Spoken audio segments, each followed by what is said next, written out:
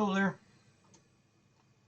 Just wanted to wait another couple seconds and get this thing straight. So yeah, I didn't have a scheduled stream or anything today. I was talking about this very thing with a an actress I'm going to be shooting a movie with um, in May, and it's a pretty common thing for people to experience. And I'm playing a show today, so I thought it was good, just timing for the subject. And if it's anyone's looking to perform, whether it's a musical performance for the first time, or it's just something that you deal with regularly, or what have you. Maybe you get the scaries once in a while, and it's tough for you to get up on stage. So I just wanted to let me silence this. So it's just something I wanted to put out there, the way I deal with it, that and in hopes that it maybe it helps some other people. So I'm just gonna give it another minute here. But if you are a performer and you're watching this, I would love to know what you do, and maybe if you have any of your stuff on video, that'd be really cool. I like to see what everybody does. Everyone has different ways of expressing themselves, and it's neat to get familiar with that.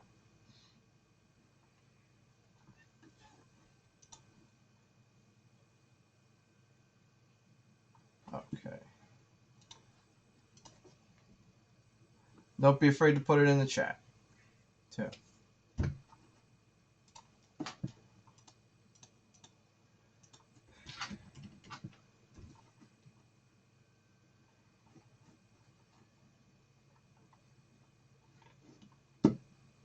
And all right, I'm gonna actually go into it in a minute. Sorry, I'm getting stuff set up here.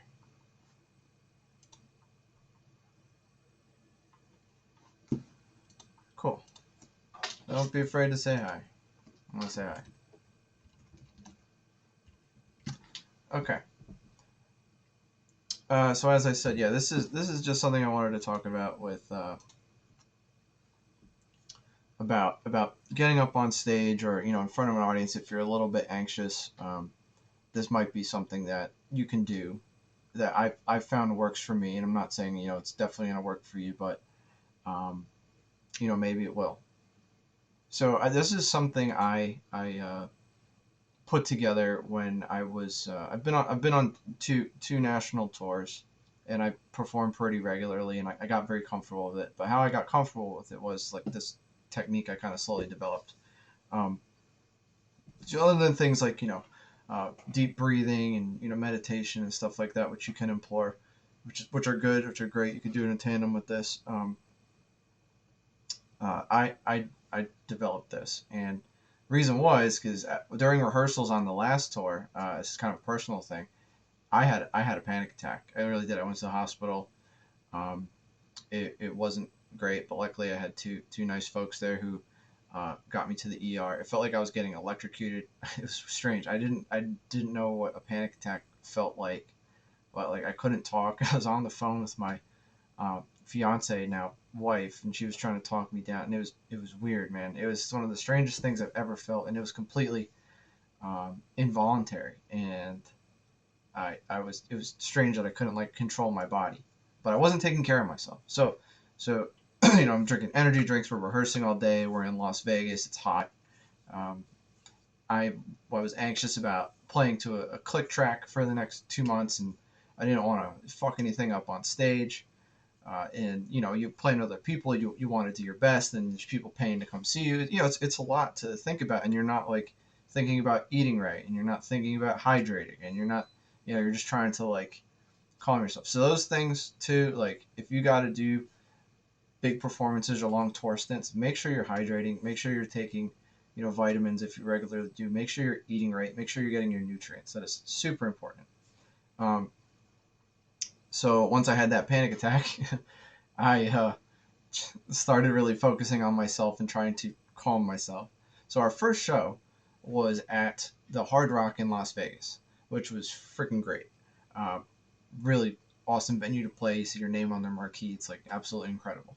So something I just started doing because we got there early was I said, I'm gonna take a walk around the venue. I'm gonna go, from the stage, off the stage. I'm gonna go to the back of the room, and I'm gonna like walk the perimeter of this place while it's empty, right? And so I would slowly walk the perimeter, and and I'd look at the stage from every angle. Basically, I just would see what everything is gonna look like, and I would envision um, my upcoming performance on the stage. So I was like visualizing myself playing and the band playing, and like putting that in my head, like this is how it's gonna go, right? Like seeing it before it even happens. So I walk the perimeter, and there's my cat Piper, and so that was kind of step one, and I just would kind of visualize that everywhere I went, and then I'd spend some time on the stage, and I'd look out, and I'd survey the space, right, and I'd picture it filled with people. And okay, so that was kind of like step one. Now, that's all fine and good. When you get up on stage and you are in front of an audience, it could be a little intimidating. Obviously it's you could have a plan, but then it can go wrong. But like I felt like having a sense of the depth of the room, what it's going to look like, having that visualization, holding it in my mind, helped with some of my fears.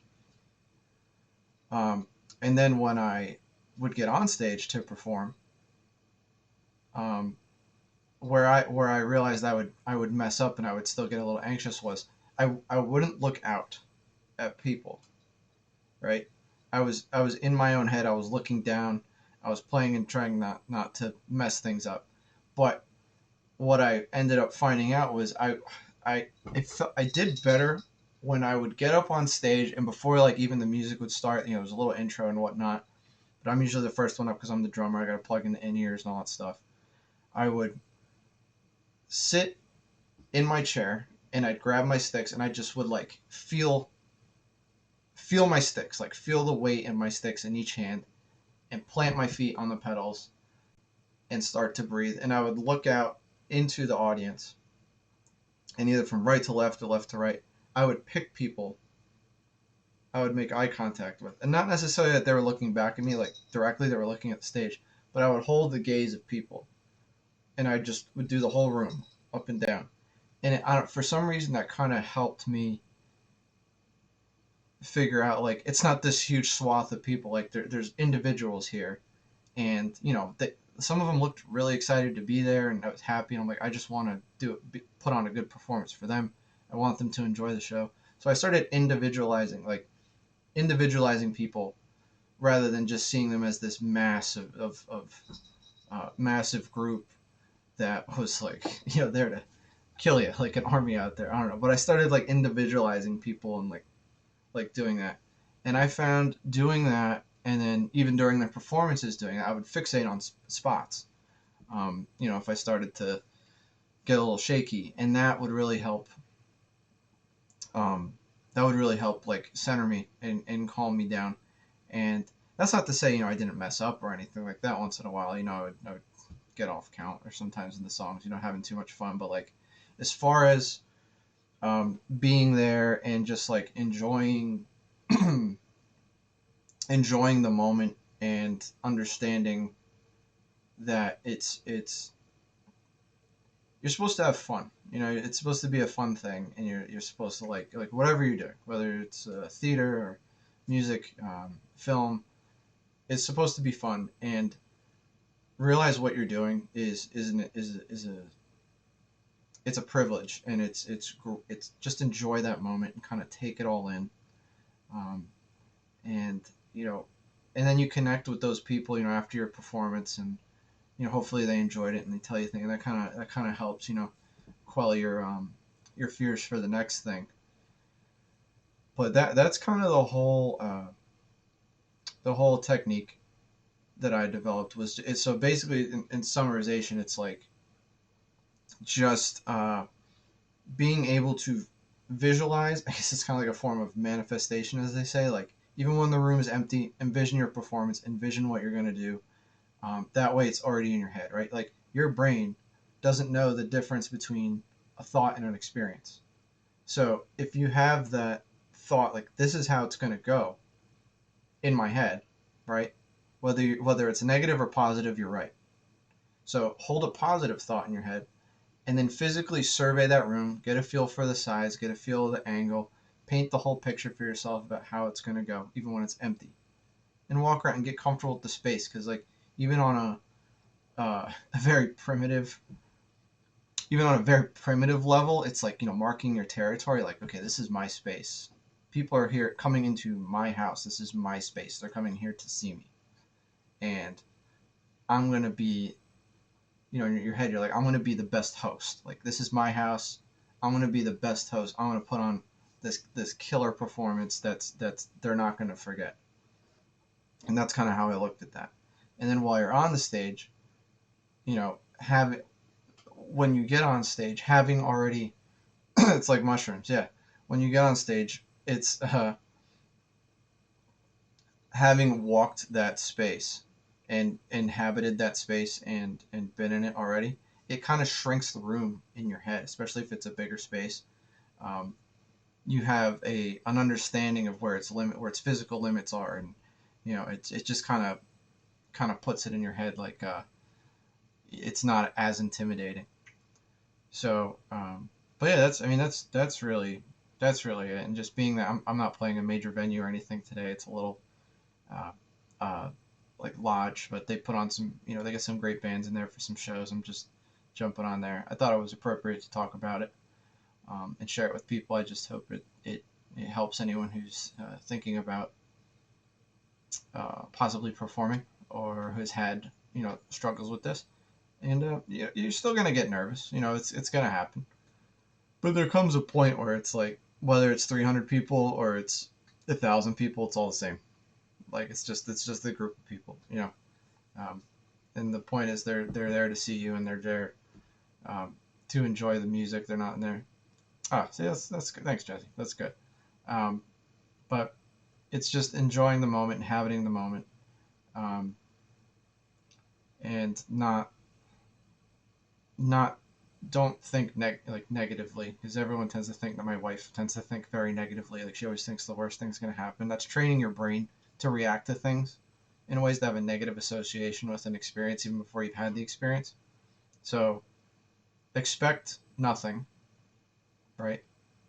Try to enjoy it, and kind of wade in the pool, like it's so to speak, like be like water, as Bruce Lee said.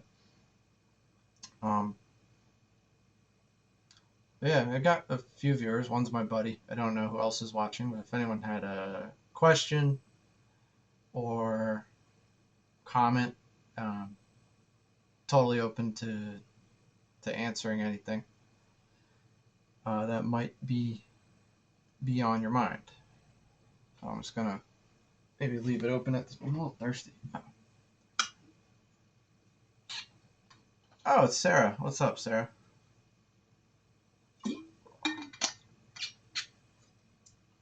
Yeah, it is the better half. I agree. It's the better half.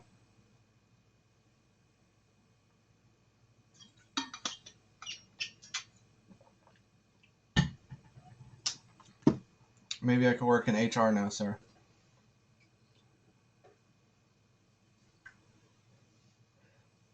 Yeah, that's like one of the worst things you can do to yourself is, you build up to getting to a level of where you're trying to be, like performance wise, and you psych yourself out of it, and you almost ruin it. Like I said earlier, I had a panic attack during rehearsals because again I wasn't taking care of myself and I wasn't in the right headspace, and I was like, oh, I'm gonna go home, and that was stupid looking back on it because I had a good experience and I would have let everybody down, and not just the band, like people who bought tickets to shows all over the country, and it's very selfish just try to pull yourself out of something because, in the span of a few hours, you're a little bit uncomfortable. Thank you. But, because you're a little bit uncomfortable, like we find out, who we are as a person when our in our uncomfortable moments, right? It tests your limits, and oftentimes you don't. I mean, you might not think it, but you can push through it. You absolutely can. There's no reason you can't. There's nothing special about anybody other than yourself. You can easily get through those moments, and it's just it's most of it's psychological. It's not physical. I I see. I didn't know that about you. What if it's not too personal? Uh, what makes you nervous?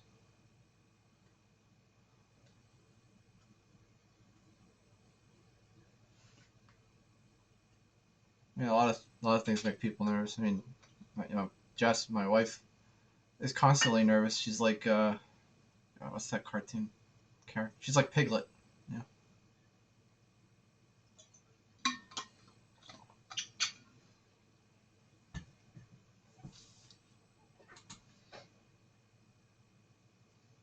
Yeah. Something that might be um, good too is I've always liked to understand why we think and have reflexes to certain situations, or like we get anxiety. Like oh, that's why you don't sing. Oh yeah, you can sing. That's right. Jesse told me that. Well, maybe you give it a try. Well, I won't put you on the spot, but yeah, it would be nice to hear you sing sometime. Even if it's on a recording, you don't have to do it in person. It would be cool. Judged by people. Yeah, that's people. People like to judge, but people judge out of fear because they are too scared to put themselves in that situation. If that makes sense, they people will judge you because it's easy, right? It's the same reason like people on Twitter and social media are tough guys, and they say things that they would never, say to your face. But like getting out there and doing it is Jesse agrees. Getting out there and doing it, like if you're already up there standing in front of people, even before you sing a note, like that takes a lot. That takes a lot of courage for some people more than others. Some people are more comfortable with it. It's like it is a little intimidating when it starts, but like that's why that little process I talked about and developed, for myself at least, seemed to work because nobody's out there better than me at anything. Like I'm sorry, like I don't mean in terms of traits. Like sure, people are better at math than me or something like that, but like nobody out there is a morally superior person or anything like that. I'm here, I'm performing. You paid to see me, so I'm gonna do it. Like this is the thing, that where everyone's here for. So like, what have I got to lose? I'm up here, you're down there. It's cool. Hey, let's be friends. It doesn't matter. Um, but everyone is, I don't know, everyone's equal. We're all just trying to do the same thing. Everyone's people are, I don't know. Jess is scared. Like, sorry, not to divulge personal information about my wife, but like she's always scared, insecure about her looks. I think she's beautiful. She's a beautiful, talented woman. I love being able to um, you know play in a band with her for as long as I have. I sit behind her and I play the drums and I look at her and it's like this is the coolest thing ever. Even that she's a little nervous, like at least I'm there for her. I'm directly behind her. She gets a little uneasy, but sorry, I just go on a rant. I'm thinking about her now. She's out. She's out riding horses. Um, but even taking some time to understand like your mental reflexes. Jesse hates everyone equally. I mean, that's a good place to start. You don't have to like everyone equally. You can hate everyone equally, and then make them learn to like you. Um, but like even understanding like a weird thing was I noticed when I turned 25 and I got on a plane, I got like weird about flying. I got nervous. Stuff never bothered me, the turbulence and things like that. I was never, but like even now I'm like, oh, I'm like so antsy about flying, and it's like I guess just some of it's as you get older.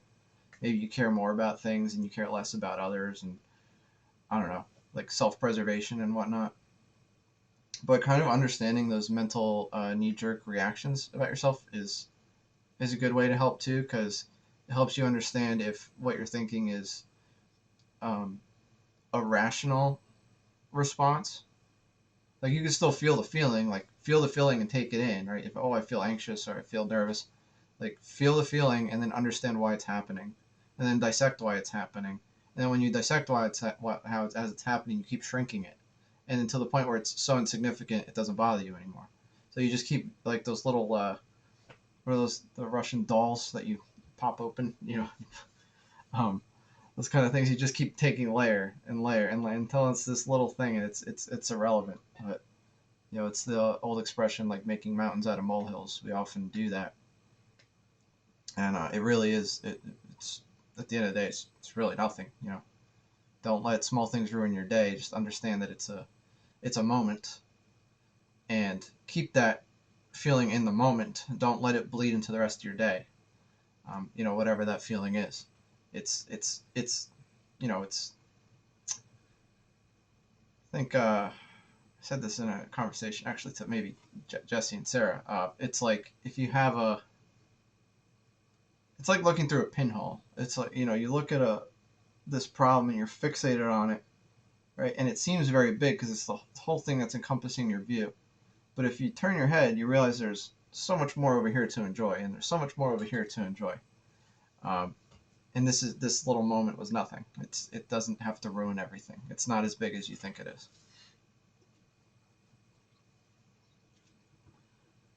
Yeah, I guess that's my soapbox thing right now. But I wish there was more people watching. I'd like to talk to people about this a little more. I find it fun. But I will be playing tonight. I don't know if anyone's in the um, Ocean County, Monmouth County area of New Jersey. We will be playing with kind of a cool band. They're called Face Without Fear. One of the guys used to be in Static X and Dope, which are big, kind of new metal-ish, I guess, bands. So we're gonna be playing with them. It's gonna be fun, along with some others. And yeah, I'm looking forward to that. It's our second show as under the name Cult of She, which went by Roulette for many years, but we rebranded over the COVID thing and thank you. We rebranded over COVID and are getting back out there. We got picked up by a management company, Interlight Agency in LA, who's helping us do just that. So the more eyes we have on us, the more people with phones recording, the more pictures taken, the more things shared. It really helps our case. So if anyone happens to be around, that's a great help. So thanks. But I think I will shut this off, and I'm gonna get myself cleaned up and just kind of prepare and get something to eat. But I appreciate Sarah. Thanks.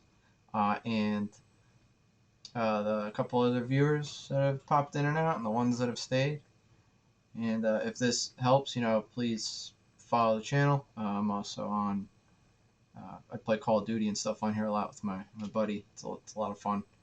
And my band, if you want to check out the music we make, it's actually pretty good. I know you probably don't believe me. It's not shit. We put a lot of time into it.